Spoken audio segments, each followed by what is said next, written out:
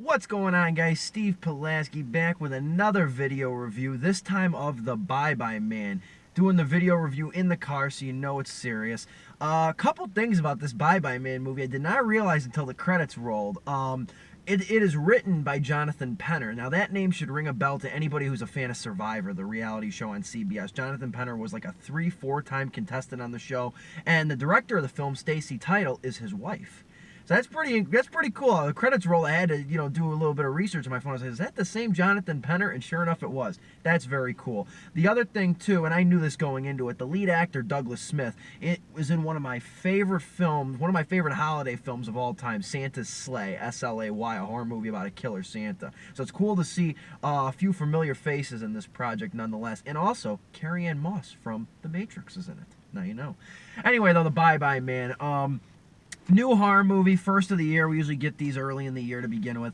This one is about this old sort of curse, this spirit and so forth, known as the Bye Bye Man. And what this is it's basically this thing where once it's put in your head, you can't say it or think it, or you don't want to say it or think it because it's going to keep playing tricks with your mind. You're going to start having like these really vivid like hallucinations and stuff. And what winds up happening is a kid named Elliot, played by Douglas Smith, and his two friends, his live-in girlfriend and his buddy, they buy this house where this reporter from many years ago, after he covered a story on the Bye Bye Man, he went nuts and went on this killing spree because he put this thought into people's heads and he wanted to eradicate it, so he never published his story, in addition to the fact that he just killed everybody, so this Bye Bye Man curse kind of went away until one of their friends, one of Elliot's friends, comes over to like sort of, bless the house with a nice spirit. She kind of uncovers the curse,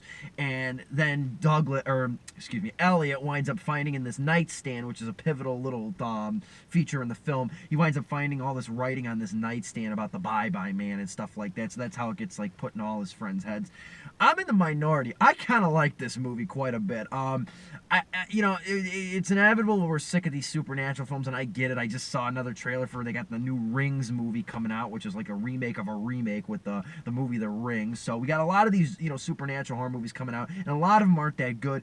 I got into this one. I thought this one was creepy without being too focused on jump scares. I thought this one was paced pretty well. I thought the characters were at least semi-interesting. I thought the little hallucinatory effects of what's real and what wasn't came into play very nicely, especially during a scene in the end, key scene in the end when it really distorts your perception and stuff like that.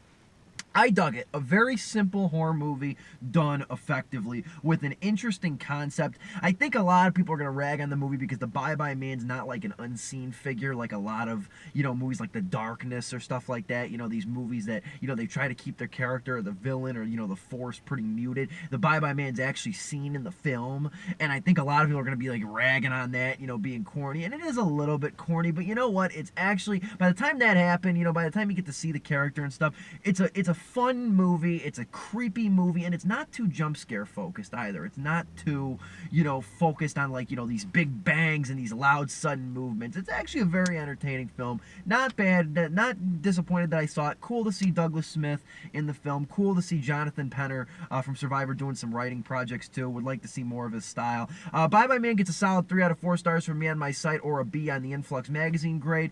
Keep in mind these video reviews are only supplemental. You will not get my full opinion. You have to read the written review to get my full opinion on the film, which you can read on Influx magazine. You might be on it right now, or the link below the video. Thank you guys for watching, for subscribing. I'll catch you on the next video review. Bye.